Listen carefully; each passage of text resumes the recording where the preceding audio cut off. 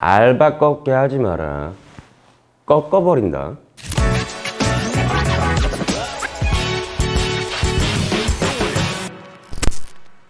자, 알바 꺾기. 무엇이 문제인가? 이건 사실 오래전부터 사회적 이슈예요. 알바 꺾기가 뭐냐면 아르바이트 직원을 근로계약서에 정해진 시간보다 늦게 출근을 시키거나 혹은 일찍 퇴근시켜버리고 그만큼 임금을 꺾어서 준다라는 의미인데, 실제로 이제 아르바이트 직원 1,600여 명을 조사한 결과에 따르면 무려 64%가 알바 꺾기를 경험했다라는 결과가 나왔습니다. 그러면 이러한 알바 꺾기, 도대체 법적으로 뭐가 문제가 될까? 휴업수당이라는 게 있는데요. 근로기준법 제46조 제1항은 사용자의 귀책 사유로 휴업하는 경우에 그 근로자에게 평균 임금의 100분의 70 이상의 수당을 지급해야 한다라고 해서 이제 휴업수당에 관한 거를 규정하고 있어요. 휴업은 근로자가 질병, 그리고 태만, 기타 스스로의 사정에 의해서 근로 제공을 할 수 없거나 하려고 하지 않는 휴직 및 결근 이런 거랑 구별이 되고요. 그리고 또 근로관계가, 계약관계가 존속이 된다라는 점에서는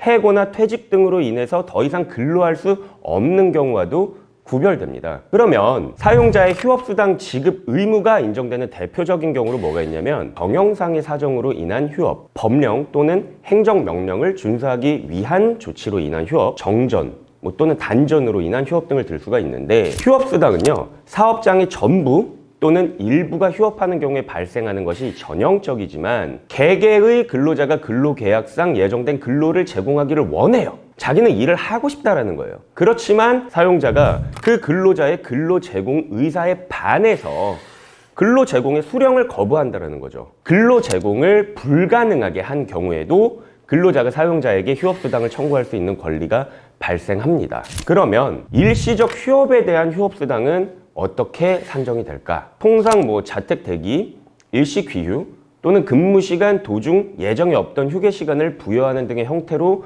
이루어지고 있는 것으로 판단이 되는데, 회사 입장에서는 아르바이트 직원에게 근무를 시키지 않는 것이기 때문에 그에 상응하는 임금을 지급하지 않아도 문제가 없다고 이렇게 단순하게 생각할 수가 있어요. 이거는 틀린 생각입니다. 왜냐하면 알바 꺾기는 사용자에게 귀책 사유가 있는 일시적인 휴업에 해당하는 것이므로 회사는 해당 아르바이트 직원에게 최소 근로기준법에서 정하고 있는 휴업수당은 지급을 해야 돼요. 그리고 경우에 따라서는 회사가 취업규칙 그리고 혹은 근로계약서에 이렇게 써놓을 수도 있어요. 회사는 업무 사정에 따라서 일부 직원 및 일부 시간에 대해서 휴업할 수 있고, 이 경우 지급하지 않는 임금은 평균 임금의 2분의 1로 한다 혹은 지급하지 않는다 라는 취지로 규정하는 경우도 있을 수 있거든요. 그런데 아까 얘기했던 경우의 휴업은 사용자의 귀책 사유에 의한 휴업이란 말이죠. 그래서 반드시 근로기준법상의 휴업수당, 즉 평균 임금의 70%